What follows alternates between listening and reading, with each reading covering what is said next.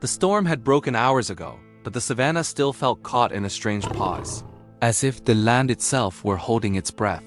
The air was heavy with the smell of torn grass and churned earth, the clouds above dragging long shadows across the soaked ground.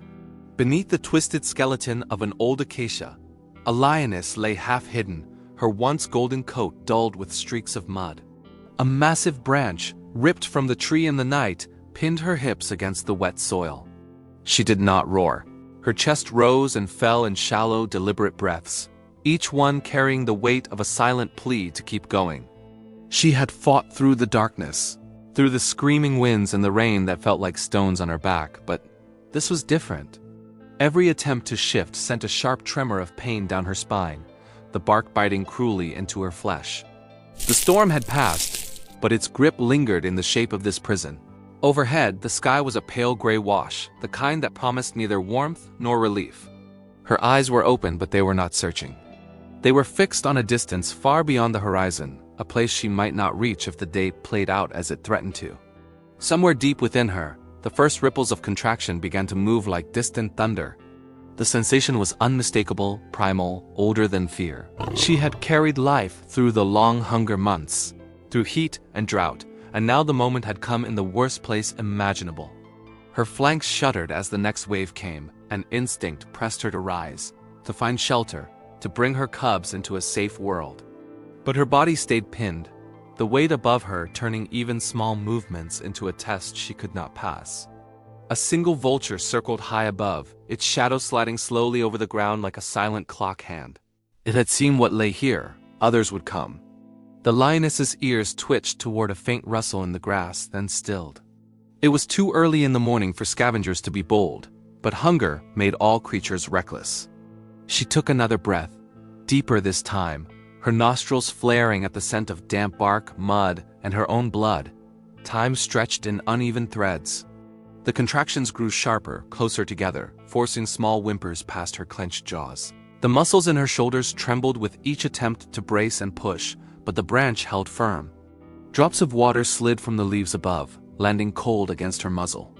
Somewhere far off, the low grumble of wildebeest drifted through the mist, a reminder of a world still moving, still living, even as she lay anchored to this patch of earth. When the first cub came, it was with a quiet, fragile sound that barely touched the air. The tiny body landed in the mud beside her, slick with birth and trembling. She reached for it, straining her neck until her tongue could clean its fur, warming it against the chill. Her breath came faster now, not from the effort alone, but from the knowledge that she was not finished. The second life pressed forward, insistent, while the first squirmed weakly at her side. The pain was relentless, yet so was the rhythm of life moving through her. She worked between moments of rest, her mind slipping between focus and exhaustion. The mud clung to her paws, the ground beneath her becoming slick. She could not stand to lift her cubs to safety. All she could do was pull them closer, pressing their small bodies against her own for what protection she could offer. Somewhere beyond the edge of her vision, the grass shifted again. Slower this time, deliberate. The air seemed to thicken, carrying with it a scent she recognized but could not place in her current haze. Her ears turned toward it, muscles tightening with the instinct to defend. And then, through the dripping grass, something moved closer. The movement in the grass was steady, unhurried, each step pressing water from the stems in soft whispers. Her nostrils caught the scent more clearly now, not predator, not prey. Something else. She tried to lift her head higher, but the pull in her hips sent a sharp burst of pain through her side, forcing her to lower it again. Her gaze locked on the pale shape emerging from the morning mist, a man, weathered by sun and years, his shoulders hunched under a heavy canvas bag. His boots sank into the sodden ground with each step, yet he made little sound, as though the land had taught him how to move without startling its creatures. He stopped when he saw her, the stillness between them stretching thin. Rainwater dripped from the brim of his hat, sliding over his lined face before disappearing into his collar. In that moment, neither moved. She could smell the leather of his gloves, the faint trace of smoke clinging to his coat. His eyes, pale and watchful, took in the scene, the branch pinning her, the small bundles of life pressed against her side. One cub twitched and let out a tiny cry, the sound breaking the fragile quiet that hung between them. Slowly, he stepped closer. Not in a straight line, but in a gentle arc, as if to give her space to decide whether he was a threat. The lioness's ears tilted back, a low rumble forming deep in her chest. Her instincts screamed to defend, but the weight on her hips left her with only her voice as a warning. The man stopped again, close enough now for her to see the mud caked around the seams of his trousers.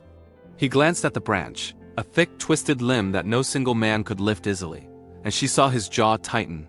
His bag slid from his shoulder into the grass with a muffled thud. From it, he pulled a small hatchet, the blade dulled by years of work but still holding an edge. He crouched low, his movements slow, measured, speaking in a voice so soft she could barely hear it over the rain still dripping from the leaves. She didn't understand the words, but the tone was different from the harsh shouts of her past encounters with men. It was steady, almost careful, like one might use to calm a restless foal. The first strike landed against the wood with a muted crack, sending a shiver through the branch but not moving it. She flinched at the sound, her muscles tightening protectively around her cubs. He paused, studying her reaction, then struck again, finding a rhythm, slow enough not to startle, strong enough to bite into the wood. Chips of bark fell into the mud, mixing with the scattered leaves. The scent of freshly split timber drifted into the damp air. Minutes bled into each other, the man working patiently, shifting his position when the angle grew awkward. The lioness watched every move, torn between distrust and the strange pull of his persistence. Each time he stopped to rest his arm, his eyes flicked to hers, holding her gaze as though asking for permission to continue. Her growl softened, fading into the steady sound of her cubs breathing against her side.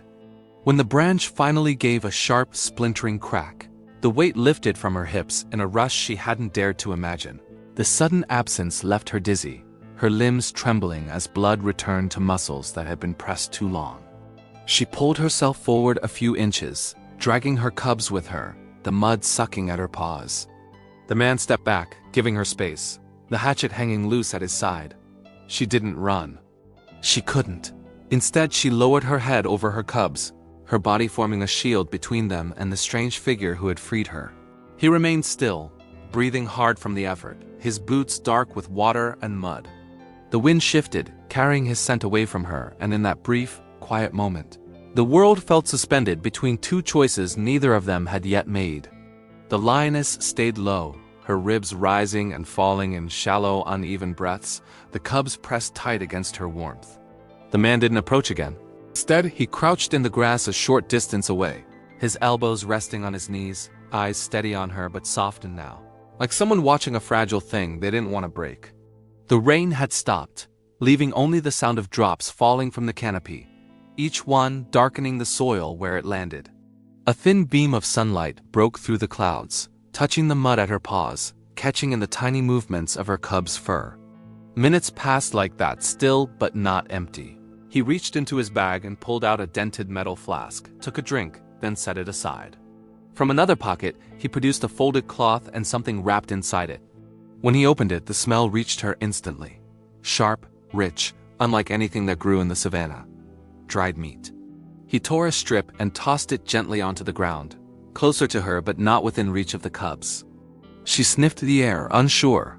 Hunger stirred deep inside, but the part of her that trusted only the old rules told her not to move toward a man's offering. He didn't insist. The strip of meat lay there in the damp grass, gathering the smell of rain and earth. His gaze never left her, but his hand stayed occupied, wiping the blade of his hatchet, reshaping the torn strap of his bag. The quiet between them settled in like a third presence, not unwelcome, not fully trusted. When a breeze moved through, carrying with it the faint scent of hyena, her muscles tensed instinctively. The man's head turned sharply in the same direction, his reaction so immediate that it startled her. He stood scanning the far line of grass where the sound had come from. The savanna beyond was flat and washed in pale gold, the grass still wet enough to bend under its own weight. Then, faint but rising, came the sound again, that low, laughing call that didn't belong to Joy. The lioness's tail flicked, her eyes narrowing toward the horizon. The man crouched again, closer this time, and for the first time she didn't growl. His voice returned, still low, still carrying that strange calm, but there was urgency threaded through it now. Without warning, he picked up the meat and tossed it farther off, toward the opposite side of the clearing. The movement was fast, decisive. She understood it not as a gift now, but as a distraction, a redirection. Somewhere beyond the grass, the answering silence confirmed it had worked for the moment. Still, the air was shifting. Danger was not gone, only delayed. She glanced at her cubs, then at him, her instincts caught in a tug-of-war between flight, defense, and the unfamiliar sense that he was working alongside her. He moved to the fallen branch and began to drag it toward the side, clearing a narrow path between the acacia's base and the open grass. His boots slid in the mud, the effort pulling his shoulders forward. She watched every motion, alert, the cubs squeaking softly when she shifted to keep them tucked under her belly. When the path was clear enough for her to pass, he stepped back again, nodding once as if to say, "Go now." She took one step, then another, her legs stiff but holding. The cubs followed in the awkward, stumbling way of the newly born, their paws sinking into the soft earth. She moved slowly, feeling the weight of his gaze on her back but sensing no threat in it. When she reached the edge of the grass, she stopped, turned her head slightly toward him. He stood where he was, mud streaking his coat, watching her as though memorizing the moment.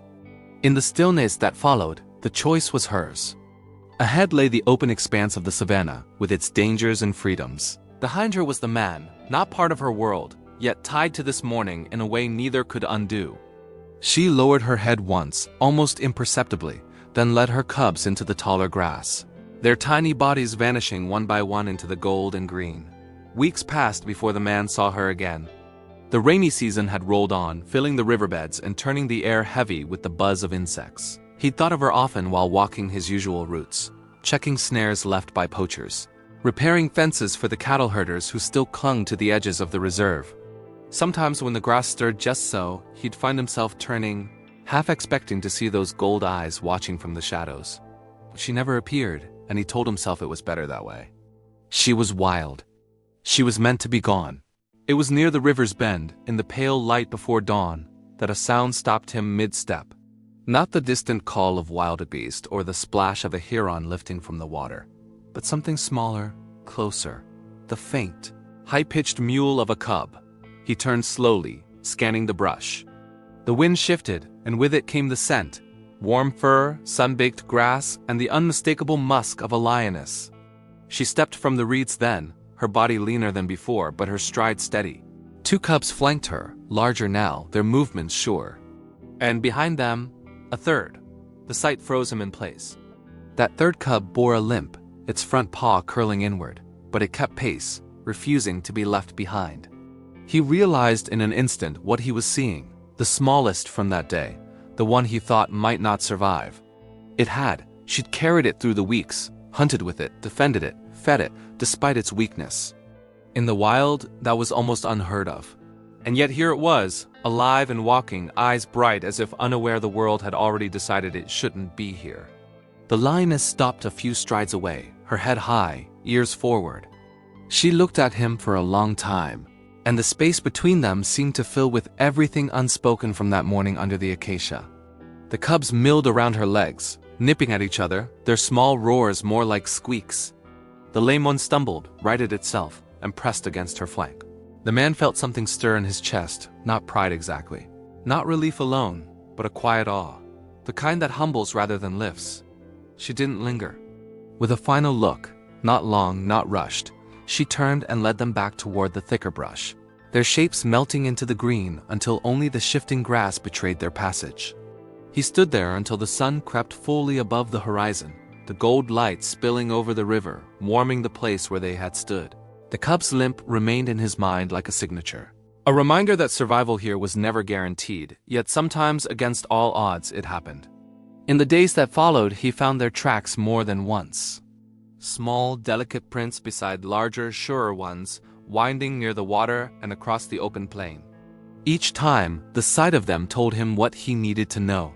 She was still out there, still hunting, still keeping them alive.